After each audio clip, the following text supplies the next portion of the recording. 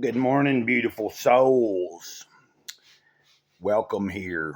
Fellowship of the Clouds. If you're subscribed to the channel, that's what I refer to you as. The channel is Gray Cloudy Day, and I am Gray Cloud, Sage of the Eternal Moment, because,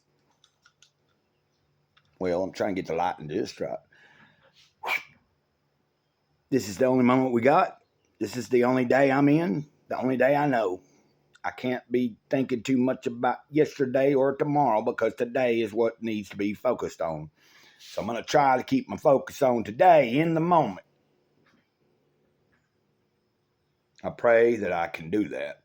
Anyway, sometimes it's not as easy as other days. Some days I have no trouble just staying in the moment, and some days my head won't let me get out of places that are not the moment. So, anyway, we won't dwell on that. If you could, I'd appreciate it if you hit the like button. I noticed I was looking through my videos. I seen where one of these videos, like from Jesus Calling, I think it was yesterday's maybe, or it could have been day 4. Anyway, had 34 views, only 1 like. So if you're watching this and you're subscribed to the channel, please hit the like button. It helps the channel out. If you have not subscribed and you're watching it, think about hitting that like button and consider subscribing if you would, please. I hate doing this. I hate saying that over and over, but the point is, if you think you're getting something out of it, somebody else might get something out of what I'm sharing here.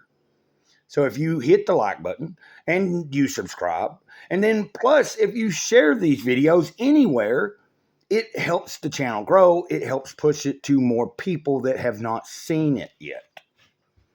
So let's try to work together, guys. I'm having coffee, and what a good one to read today. I'm going to read. Yeah, I'll do Jesus Calling here in a little bit. But I'm going to do 50 Things That Really Matter because I'm trying to get through this book so we can have a giveaway for this book. So here we go. A Cup of Coffee, number 42. Throughout my teenage years, my mother always had a steaming pot of coffee ready when I got home from school. My mother, brothers, sisters, and I would sit around the big dining room table and drink and talk for hours. It was our bonding session. We shared stories about every aspect of our lives.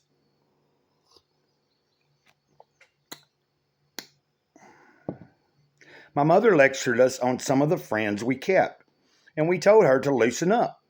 Somehow we could talk about anything over a cup of coffee and leave the table without holding grudges. Our coffee talks became a tradition as I got older. My conversation with mom matured. I went from talking about my boyfriend to discussing my husband. The connection between us became deeper and deeper with each cup we shared. I guess all of us have something that reminds us of our mothers, whether it's the smell of her perfume or the charm she wrote around her neck. For me, it's coffee. The smell gives me a warm, cozy feeling and helps me remember all my special conversations with mom. Just as important, it reminds me of the power that a good cup of coffee has when you share it with someone you love. And so this morning, I'm having my cup of coffee as I sit here and study and meditate and commune with the Spirit. So that's someone I love that I guess, having coffee with. The Spirit doesn't have to necessarily have coffee because it's the Spirit, but I think you get the message here or the point. I read that to myself yesterday and meant to read that into the camera on the phone here, and I just didn't get around to it. And I remember when I read it yesterday, because it's talking about the person there sharing that, it's talking about their mother. It brings back memories. Now, I don't know. My mom she didn't make coffee in the afternoons, but, her morning routine, a lot of times, especially as I grew up, once I was an adult and still lived around there at the house, usually I'd work third shift if I was working, and I'd come in the mornings, and so she'd be sitting having her coffee, smoking a joint. Yeah, my mom smoked weed. When I think about things that make me remember mom, I can honestly say, like, you know, a lot of times when I'm partaking of the herb, sometimes I'm reminiscing about mom. I had some good days of, you know, of course, mom was my best friend. Gwenda Gale, that was her name. Her maiden name was Lindsay, Gwenda Gale Lindsay. And then she married the father of me, which was a Lemming. And so she became Gwenda Gale Lemming. And, you know, so be it. Lemming is actually on the tombstone. And I wish we had put her maiden name on there, but it is what it is. It doesn't matter really. Mom ain't worried about it now. The things that she thought before she died that she wanted to have done, like she wanted to be cremated, but she never had it legally rolled up. So my sister didn't have her cremated, and that's okay.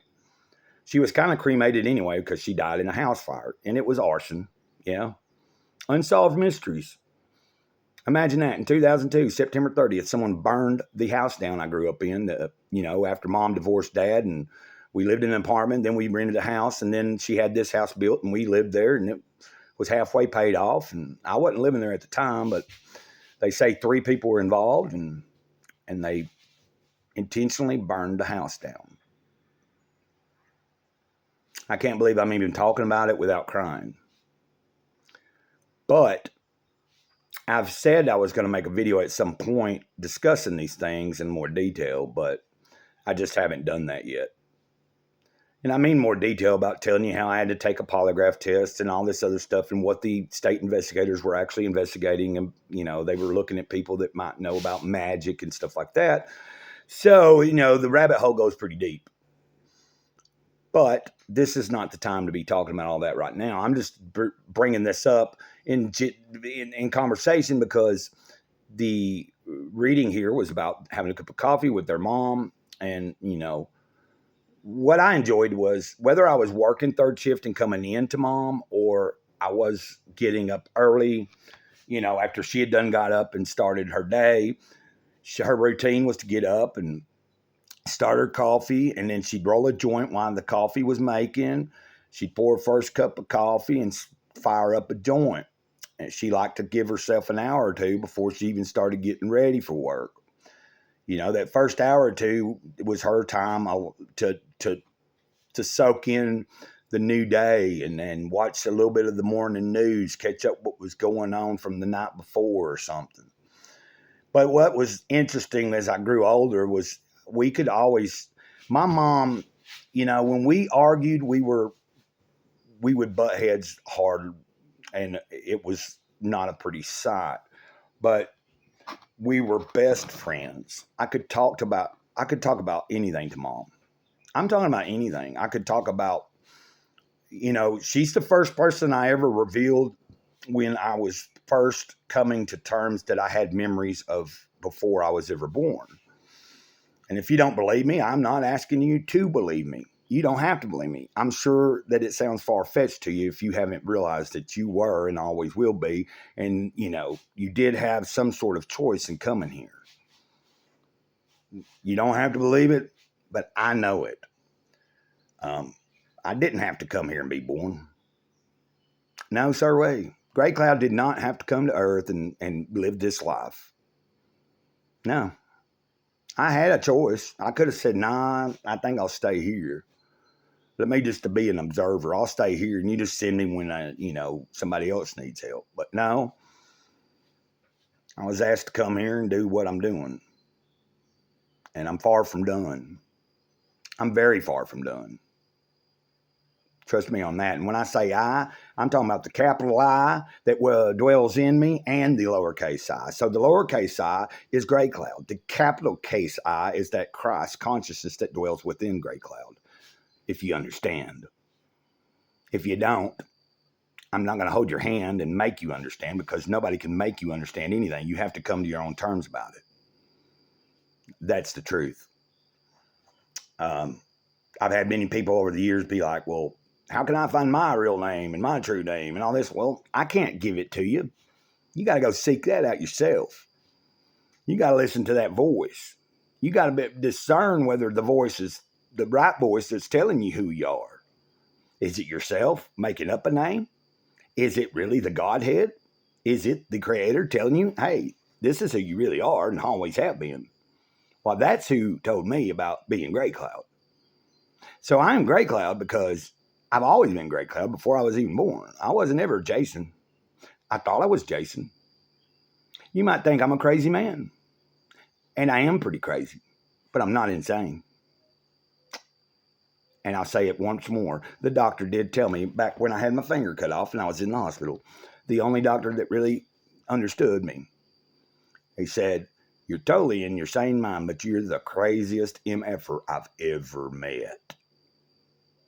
So I let that be kind of like, for all the people that ever beat me down for no good reason, put me in the hospital or anything. I always like to think they should have thought twice because they don't know what could be done. Like if I truly lash out and I let what's inside come out, if you've beat me down, put me in the hospital and I'm still alive and I'm still conscious and I didn't go out, then you might want to think twice the next time you come my way. Because nowadays in my life, I'm not going to be going through that. I am a very passive person, but I'm not going to let somebody just beat me down for nothing. They better have a good reason. I better have done something bad, really bad. And if I didn't, I'm going to do whatever I have to do. I'm not going to go down. And if I do go down, I'm going to get back up every time. And if you ain't running, I pity you.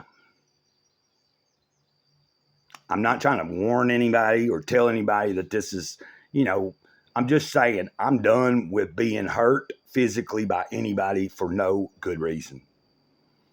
It's happened. And there's no reason for those things to happen. Plenty of innocent people get hurt every day by stupid people. And it should stop, and it needs to stop. And there will be justice served in one form or another in the coming days ahead of us. Trust that. I do. Everybody at the top, all the people at the top of the pecking order, their days are coming. They're very limited. And they're running scared. Trust me. That's why you see everything that's happening. They are trying to hold on so hard to their control. And they're losing it. And they're going to lose more of it. Now, they're going to gain a lot of control over the masses way before they lose all the control. But let's just get ready for the joyride because I'm happy to see it coming.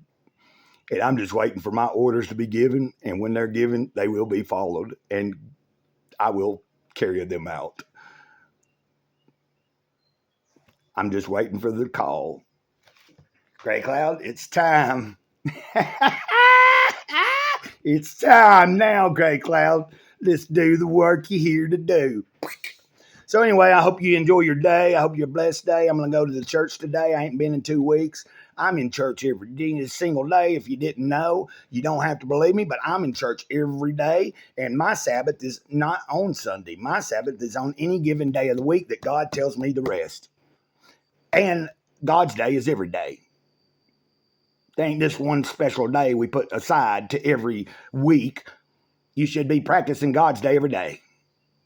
Well, I should be, and that's what I try to do. Sometimes I get out of my head and I get caught up in certain things that are not important, and then that's what happens. So I didn't mean to go on and on and on and on, but that's what it is. There you go. That was 50 things that really matter, I guess, over a cup of coffee. And salute to my mama. Gray Cloud, say to the eternal moment, over and out, ditto.